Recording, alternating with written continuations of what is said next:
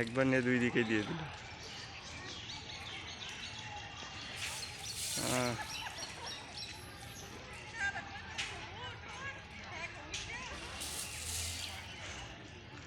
ওর সাথে গোসল দিতে পারলে ভালো হতো, কিন্তু পানি অনেক ঠান্ডা, এমনি শরীর দিচ্ছে, অনেক মজা পাচ্ছে।